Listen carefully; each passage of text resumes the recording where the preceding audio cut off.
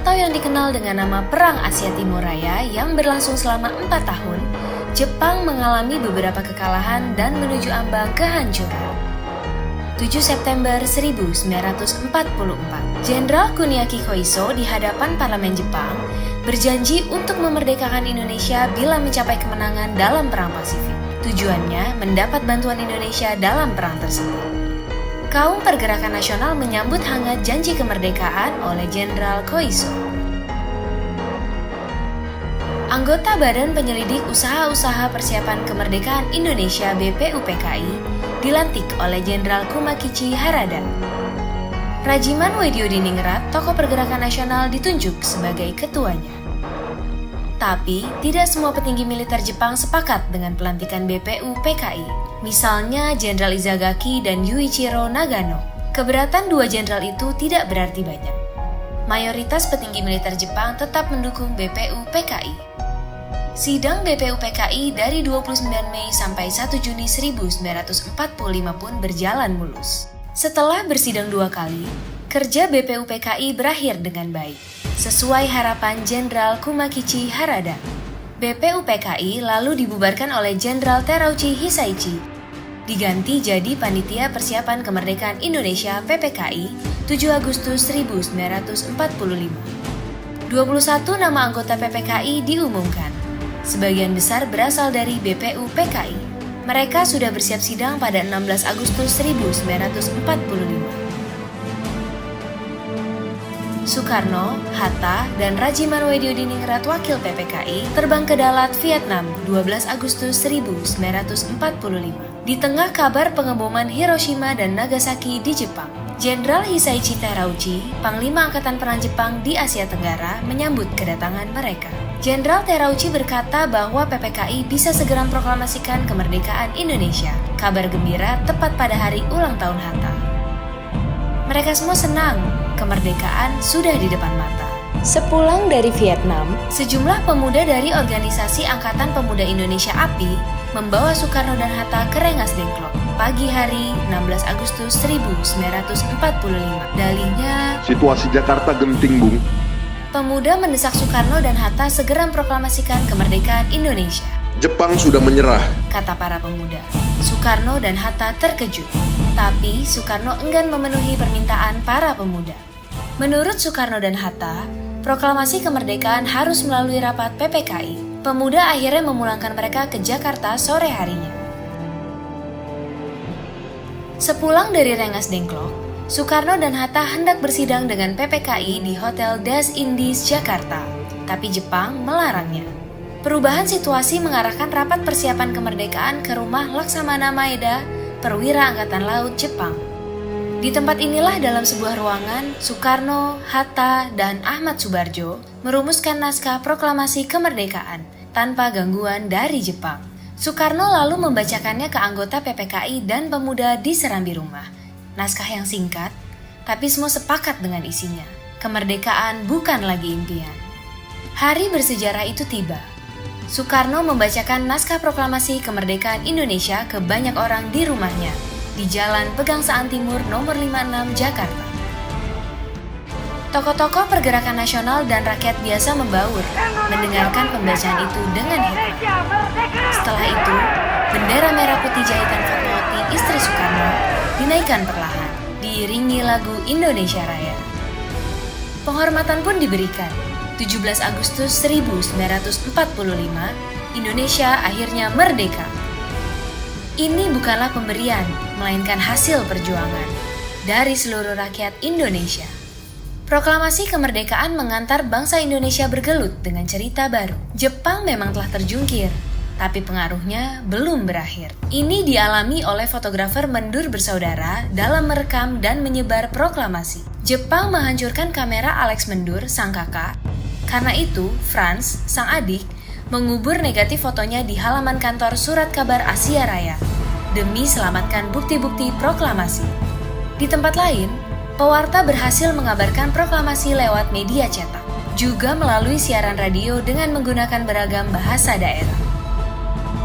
Di desa-desa, pemuda Republik berperan meneruskan kabar proklamasi. Mereka berkeliling dan berteriak, "Jepang menyerah, Indonesia merdeka!" Akhirnya, tiap orang menjadi saksi Indonesia telah merdeka.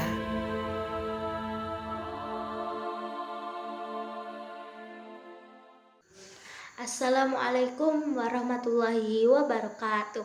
Saya Desi Febriani dari kelas 10 ATPH akan menjelaskan peristiwa detik-detik proklamasi kemerdekaan Indonesia.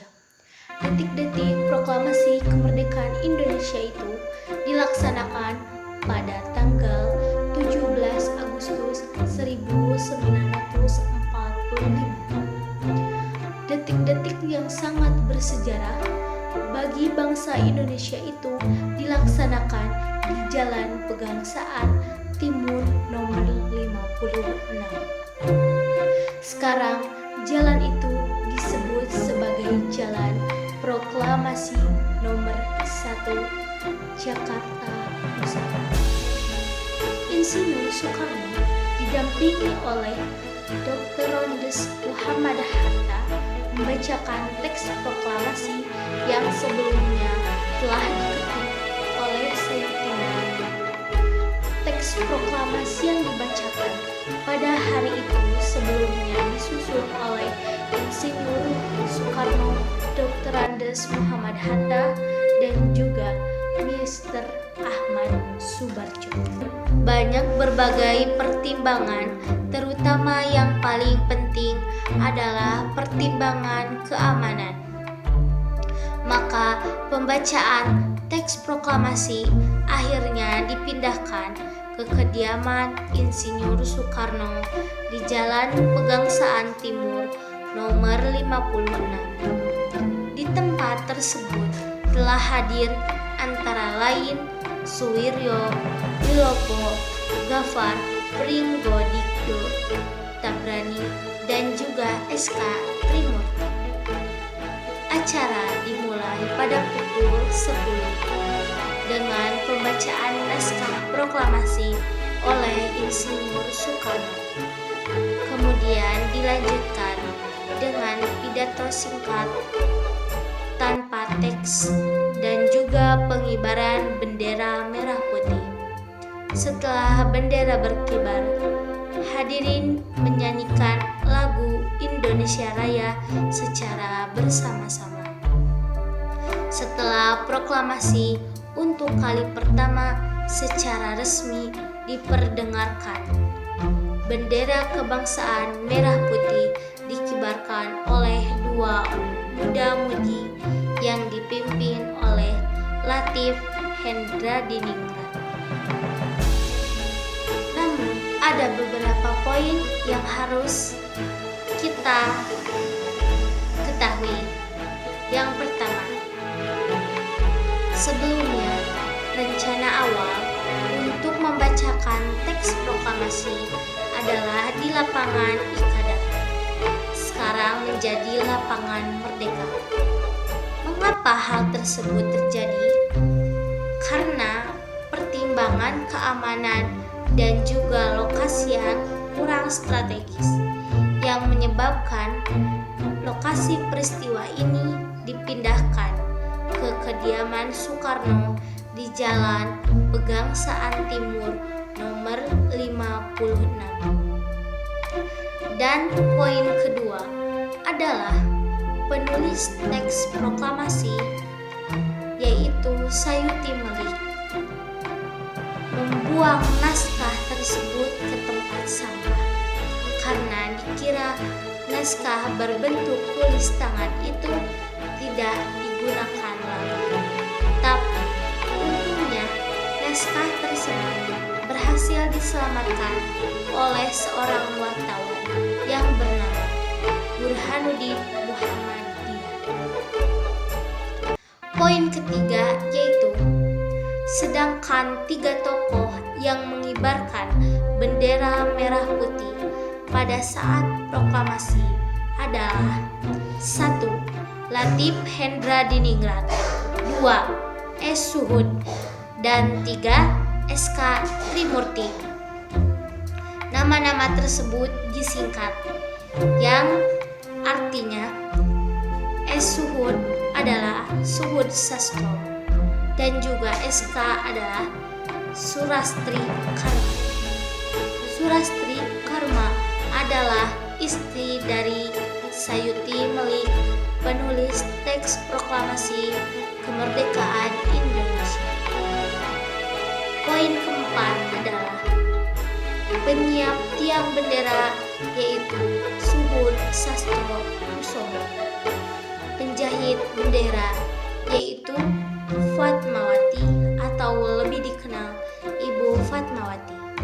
Dan yang ketiga adalah teks proklamasi disusun oleh 3 tokoh nasional, yakni pertama Insinyur Soekarno, kedua Muhammad Hatta, dan ketiga adalah Ahmad Subarjo.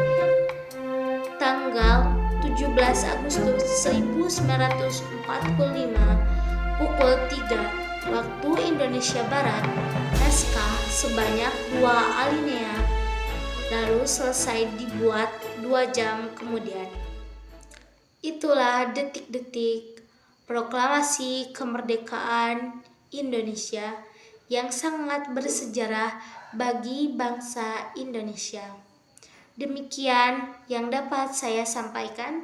Mohon maaf bila ada kata-kata yang kurang tepat dan kurang juga dimengerti. Wabillahi taufiq wal hidayah.